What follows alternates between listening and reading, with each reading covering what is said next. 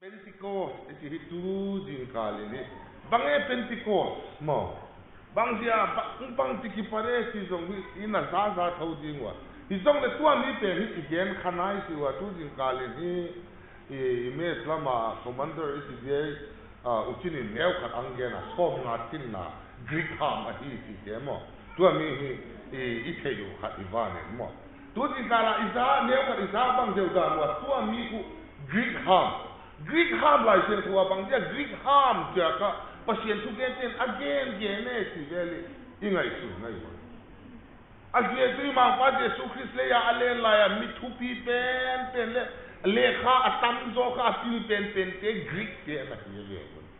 do ja lai sen thau te jong Greek ham an ki gele sil ten te Greek ham an ki gel mo tuon jong le tung a thu pi pen le hat pen te English te le mo ei zo history sil khat ki gel tele sab ha matam di quarantine iti teba mo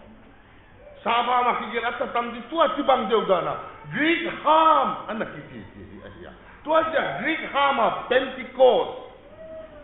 Petra iti tena ku som nga sinna ti asia mo Greek ham tua mi hi anahia ka gen utu bang dia tua mi ki ti tena tun kim ni gen tawa Israel te sultan kumzalimo mo sultan ahiwa kumzalimo mo sultan na wa gente ta in omwa igena sultan de condition mo ahin khwazong thunei na nei lo ahin khwazong aman ahin khwa bang ma control ei banga free lo mo apu pan aule je phe apu pan aule that phe mo azin wa tha sa hin a complain ahile nangdom ka suwa nangdom kang koi san hin kau le kang that di ati hi si te zong igen wa mo tua ti banga gen thei ta om lai ku a tua mi pen ka pasien in mo si te kalep te Joshua te zanga ka ang pui to an tu tua mi apui do ding ni sa na ka kum hi sa pi ti zong hi dinga kum zalilam gen thei ta na thua wa gen thei ta no pu tu ni hi hing pui do ding ka hi ta hi tua je in te kan pu te ding hi ta tiangun tua mi bolin la na belam te wa tui pen thatun la ne un atia tua mi ka pe kan ku atiwa athatwa ane wa mo tua mi ka te gi ge na ding Israel te tu ni tana pe kan ku abolu mo tua mi pe kan ku Pentecost ku ti te hi akun tu pi te la a lian ten la anga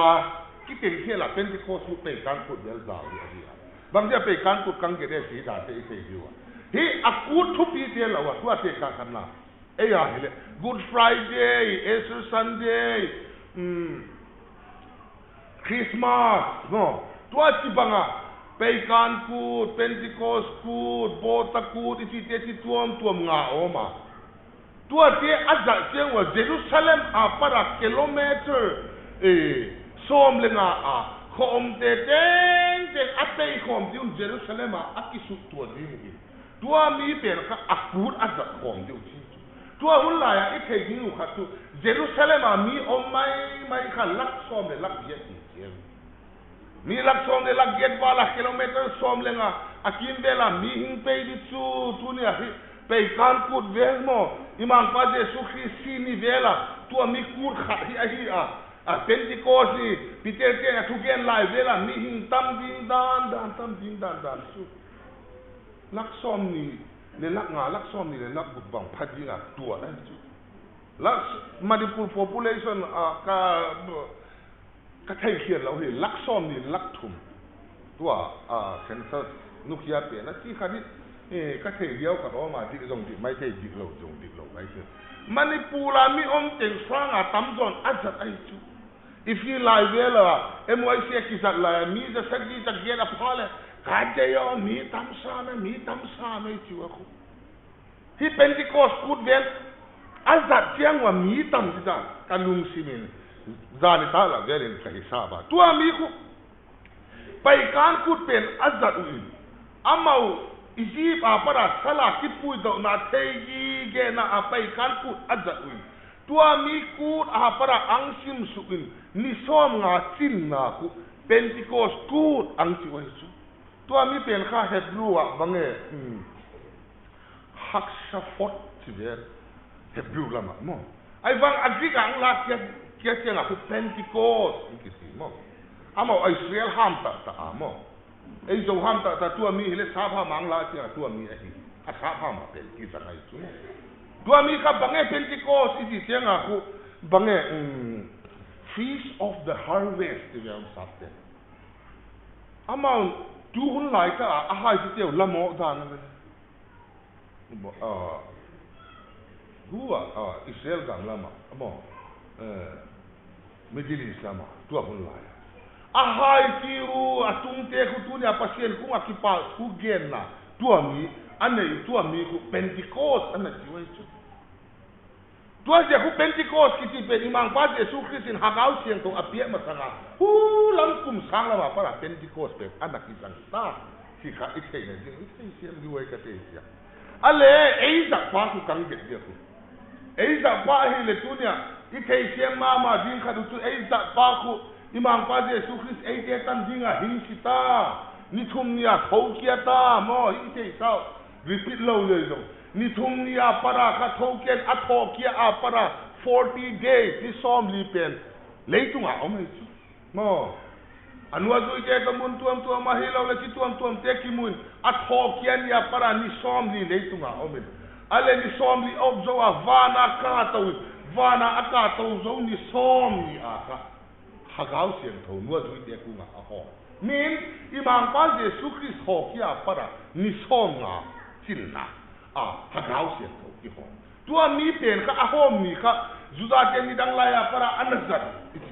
ei la hele ni rang la ya para kut na ki zang pen tua mi kut nia zau sa anua zui te podong podking am loa insunga ki puol te kunga aman hagau siang tho ka lamdang ta ang tung sa tua mi pen ka azuda te kut Pentecost nia hin tua ja Pentecost iti wei tu mo ken ka thei siam man siam lo mai thei mo i man siam dua hi Pentecost la hi ke ni mai i ke ji ku khat tu alam kai pu sita mo tun te ka khana mualum ko sumo mo nga i ter men pu ti de yu pate ti de hi lo ke i ti de khat ku sin hoi lo bola a hi lo le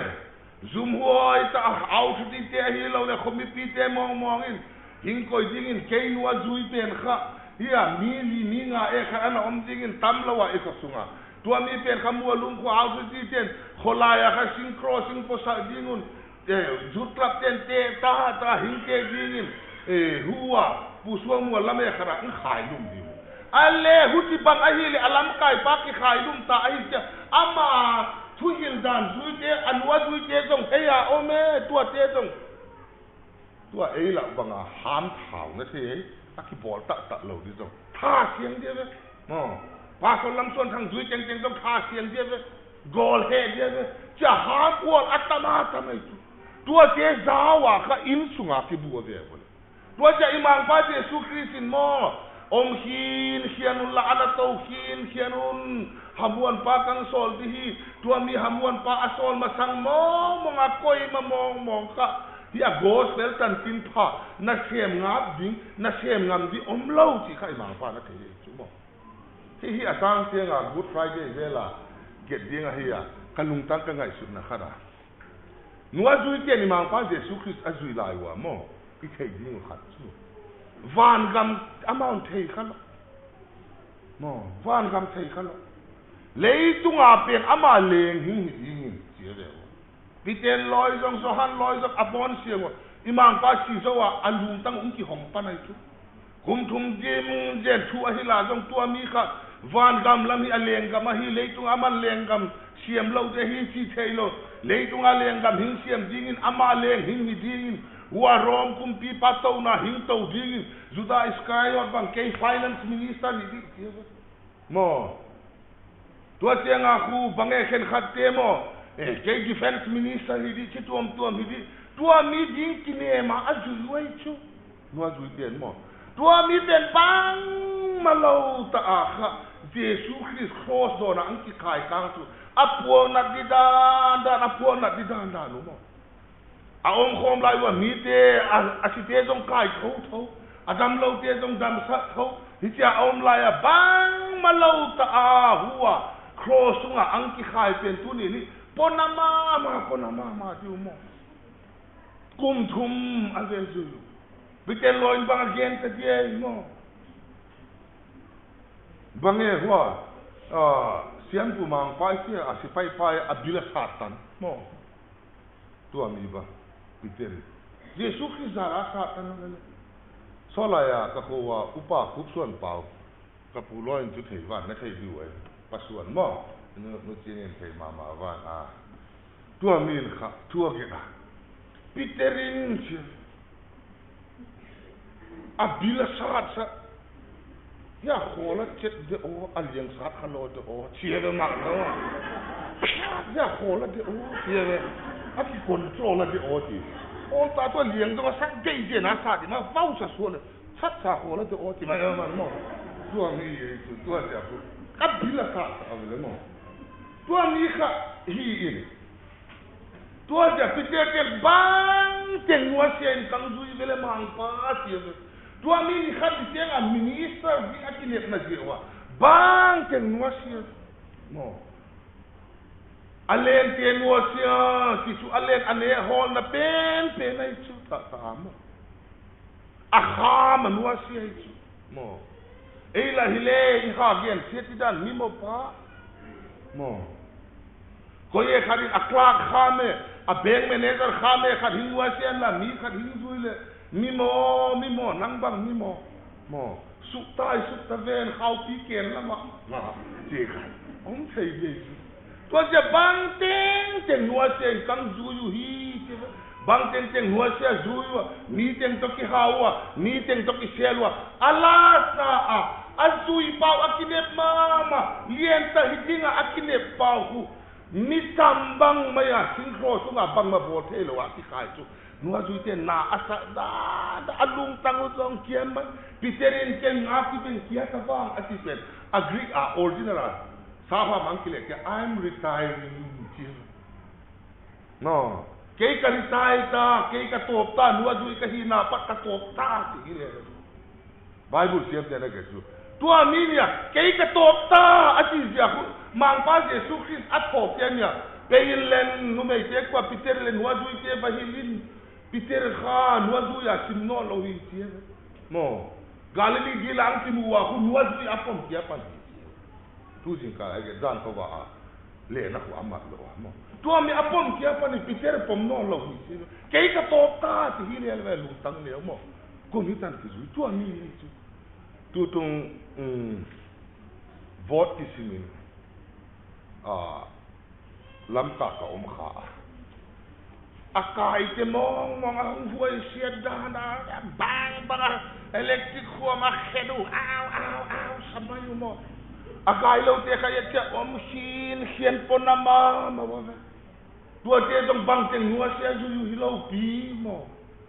ei kwa song politics de khal ni om vele mo uchin loi a hi lo le pa khai hao loi mo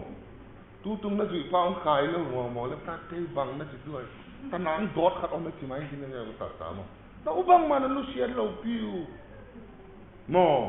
tu a mi vele Jesus wa tu te tu bang te nganu sia do na sa on vele mo tu a jab na jong sem ngap lo om hin ken pen mang pan te tu hagau siang tho special ta amau ku ma atung lo wa de tu ni di bang ma mau bang ma so lo ni tu a jen ananga un atia tua mi ati dung duin anga wa mo atom lamin gele tua mi ni pentecost in amaula ang tung sa ta adi atung dan tu bang sina tunge hui pi ging bangin sia hui pi hi si lo hui bangin sia ki mu thei lo ahi wanga ki te hui pen ki mu thei lo chu fenin ang zap sia hui pen khate ya le ki mu thei lo chu ai wanga hui ku hingome ang zap sia ki thei avele mo amu thei chu hin birthday feel thei wen chu atunga hagau sem thong ngome mo ke tunga hin tunga chi chu mo hui zong hui lan te nga mu thei lo hui hin la ngai cha I thei ba ama un thei yi chi mo tu ami ye chu hagau sem tho pui khana no bai le tu ni nang na thei yi na ki thei lo wa hi le upate pa so te zot thei a ho ni pi tua ja na sunga om ha gau sian thawin nang ang pu ya hi le nang pen ki thei le hi tu ni ai I ke tu ai kia tua ba na hi mei kuang bangin asia mei kuang asia I ke bang mei kuang asisi mo mei kuang bangin atuang hi tia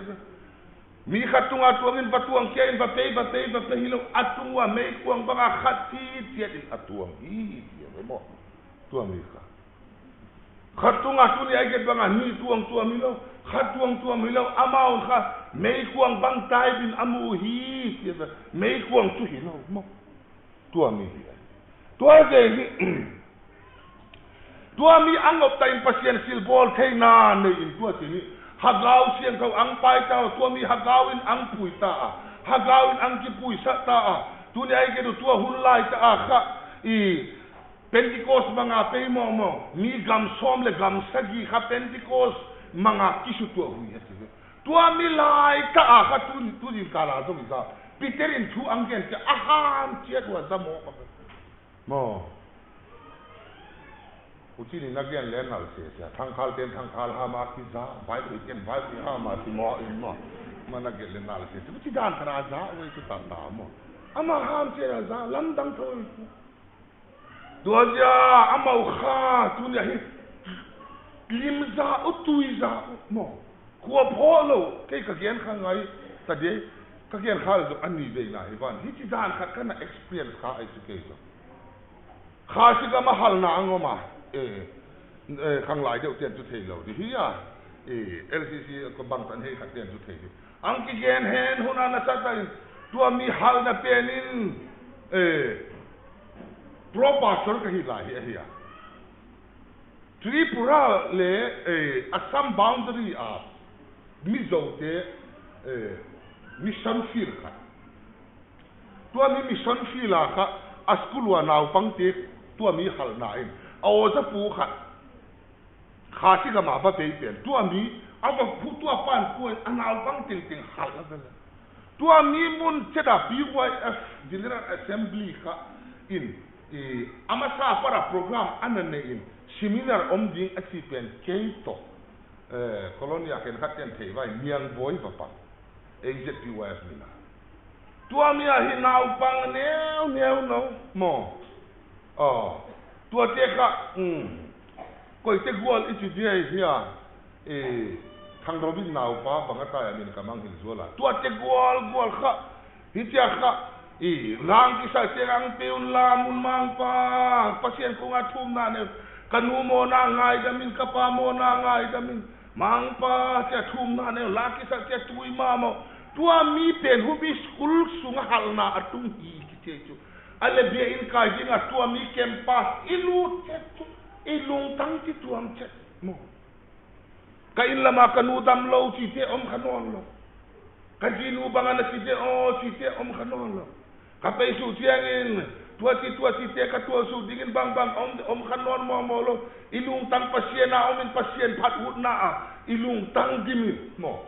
tua cha hin nuam kisama ilung tang zang ma mai mo nuam ma mai cha ma tua ti te ka wel sa hal na kha si ga ma hal na mizora ma hal na si de ko ha gau siang ko ka om to jong le pasien sipisia ta anua ti no tua mi ke no te no tua mi ha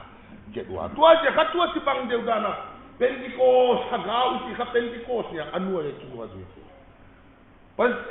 asu ken te gutong lamdang ta pasian ma ministry imang pan anua zu te atu ken ki pan ding a hita tenga lamdang ta apui han ti tuam ma jong azha sa mo tua pa na tua hun lai ka ite kia ding khadu chu so tin ta ite kia ding khadu chu juda ten hagau hi zau ma le jing tat ma lai hi chi hagau nei thei atama tamu hi chi magician tu lai mai ba iti teo mo gel tele tin ne mai bi te bang hoi thei siam dan chu ho di chu ngai ut ho hoi mai mo wa te ti mai mo mai bi ti te thei siam chu om thau di mo tu mi mai bi magician ti kha atama tamai chu tua hun la ya doi hagau tong mi sunga lurin udan dana pasien hagau nuwa duite asungten bang asungten a control si tua mi doi kha di imam pa Jesus Christ tong tan pia del do polte ahilo le pitel ten tong tan pia del do tua hun la ka ten juda te hi si a kham thu sut na a kha bang the spiritual word ya hagau ko ber ti huma to hun la ta tua ja hagau king ta sengun juda ten tua hun la ya again khu bang ti de a thu ko si kha duwa ma mi kharin khut sob lawa khut hoi sob lawa anane nge a hele tua mi anye la hagau hoi lo om dingin tua mi an ane chenga asunga hagau hoi lo teng di hi che tua ja imam pa Jesus Christ wa du te to ane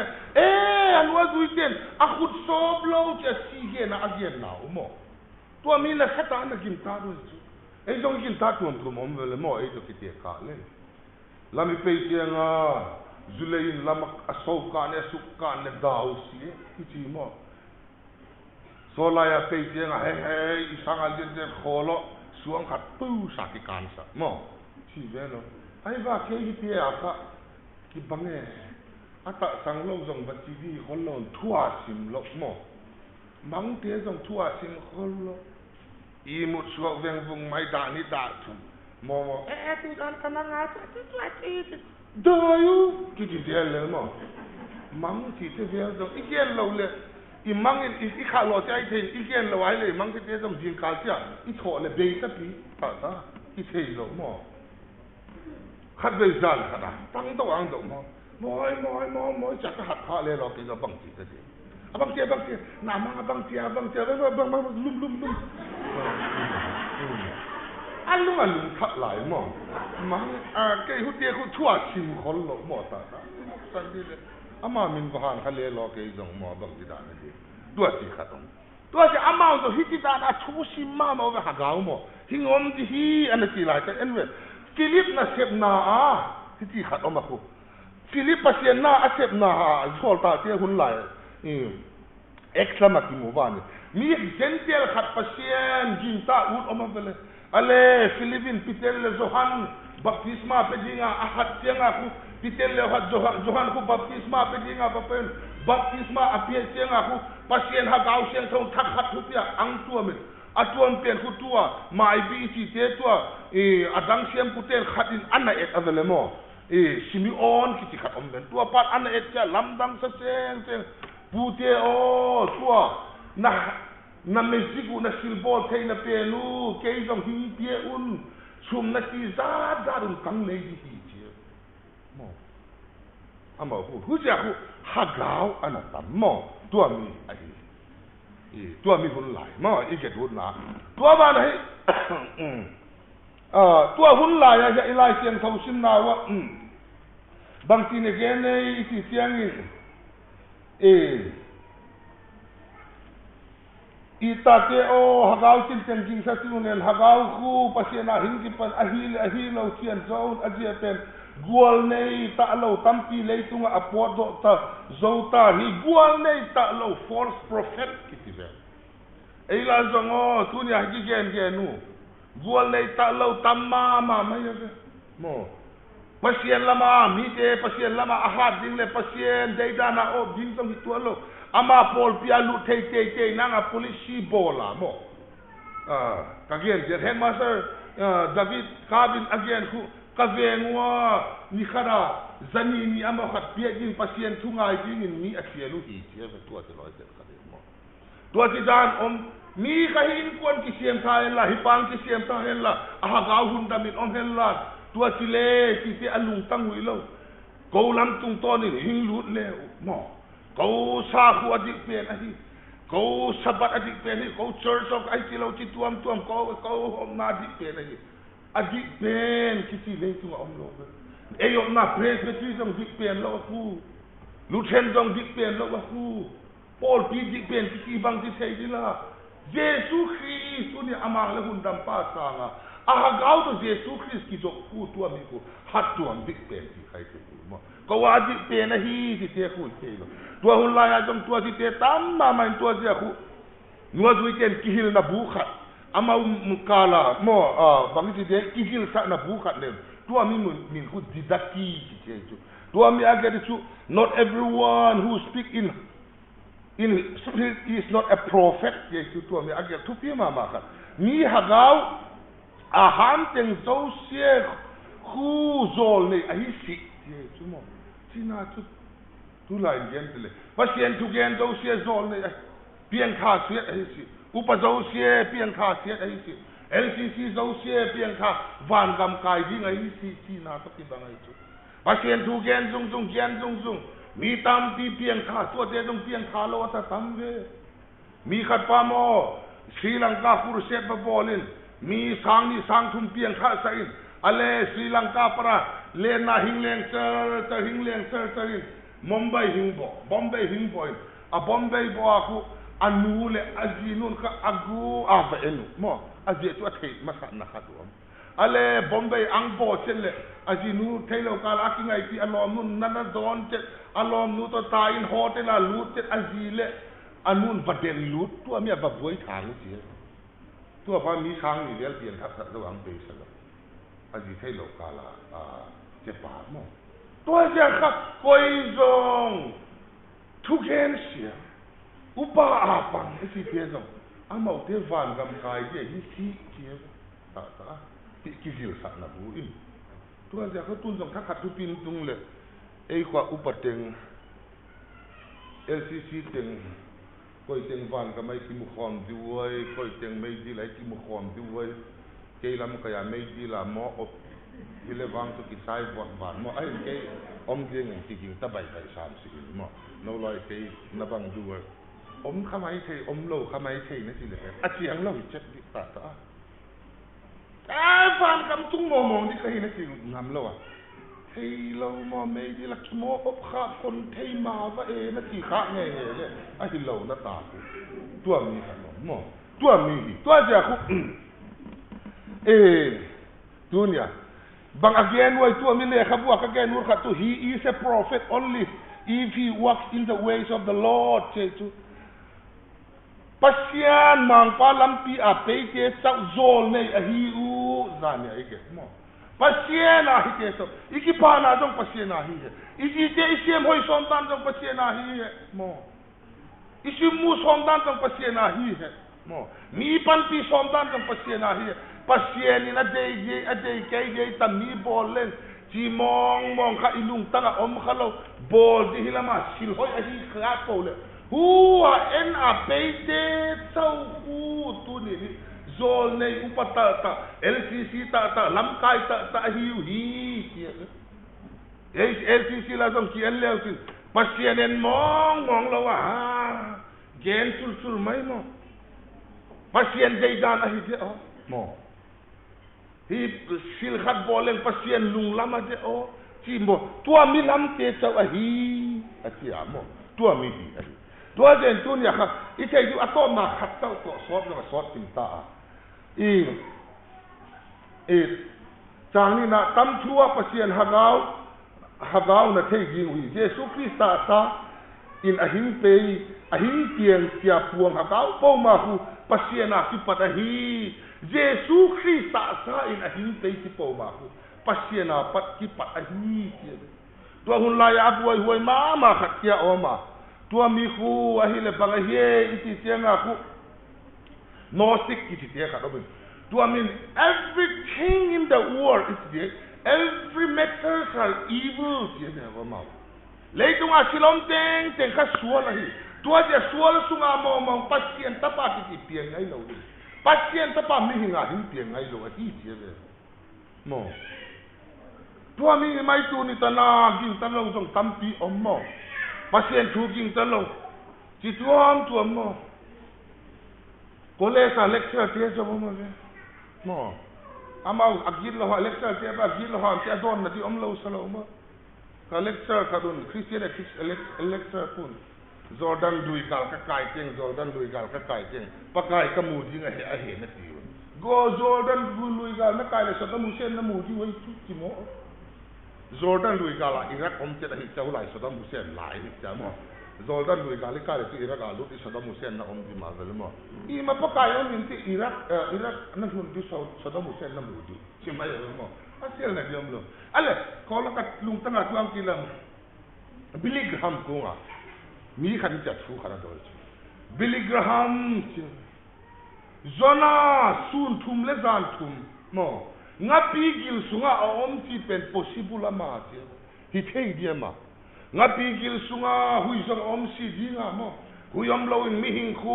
minute som ni zong a hing zo si dinga nga pigil sunga a ek te vel om dinga a si te vel om dinga tui ti tuam om dinga tui ten zona kha alu do na di zong om lo nga pigil sunga aling la a tuam dinga sun thum le zan thum hin ti te tunin na bible a ti pen kha tunin sil hi thei ama Billy Graham bang gen imo bible gen bible in anga pi pen khu ya igen dan ibye in ti vel pha ti dan igen vel mo lien ma mo bible in ngapi in zona val filowin zona in ngapi khu bie in ti vel avanin agil sunga sun tum le zan tum om ti le so gen ging be ka ta san ging gi ti ma Billy Graham mo aha tua ti la ma ie lo wa bible tua ti vele ti ie tua hele buai za scientist te dan ba su kum thum kum gup mo mo bua khol lo wa azu a hele Pacific Ocean tui su get khit khat khang di ti pan na su som thum le zan som thum go zo le tung pu pi abang di tu ko isu na mo bible na ti le ka ginta na ti lo le dia I hol a hele bua na di sam ma bible in tunya a hilo zo hi sa ti a si sa zong tho sa ti chu mo mi pi pute mama khat zo khang la ya siam thei lai siam tho pasien to ja pasien agida hele ka ging Ising top lo wa hele I bible equation pa de so tam mama de to ti banga equation tam mama in to ten hi thei lo di ati je wa ati tiang wa ku Jesus Christ mi nga piang lo le hagawe le Jesus Christ ong si lo atavele si thei lo di je to ja ku Jesus Christ ati hi a thokia hi ti gi ta thei na di nga su mi hingin apia hi ti lo po ma ku tu ni pasien na para ti pan ati si u to ani hina to ja ka Jesus Christ si na thokia na Mesia ahina again utu tu ami pen si pi ngam mo hin pi ngam tu ate chau ahi ti ave mo tu ami to ja tu ni itun kim ya para igen genu le ikide sa mama ka tunya I Pentecost ma se si dinga dong ide mama ku banga he iti tianga tu Pentecost apa tunya ni lung tang te tunya hi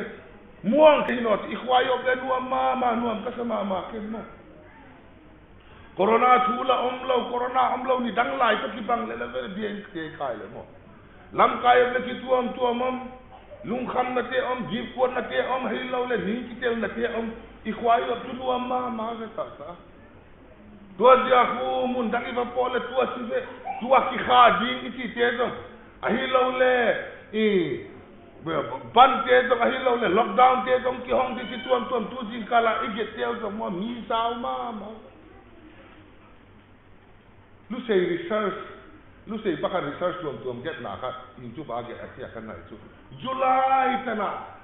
research samta ten ku India lagli te positive om di achi la ya ang pong so mu ti mo tu mi banga ta die mo atang te mana get na tu BJP te ku ama government apu sangin ni silezang udzo hi ba ti lockdown hingom le economic hingi tailo di meeting annual di government bang pole cha hingi question di election om nge le BJP a kiet sangin ki hong henla business e hoide un pay kha henla tu akin hi ni asile si pumungin agele tibi na tajin om sai la asite ki hitin om le simai hi mo tua siteng la ahin teng la hampa tua tidana abolu hi va cha khapar sumo ave lama zawo ve mo tua tidana ni leitu cha om nge nguila tunia hitunia pasiena iginna pasiena isil bol something pasien in pa asana de mo ai bang bia in bol ka bia in bol som dan pasien de lama na de kaji to hi ka sai ka sep som dan pasien de lam na ana de mo iya komiti ka vai hom dan de pasien de lam ana de pasien dan to ki tua e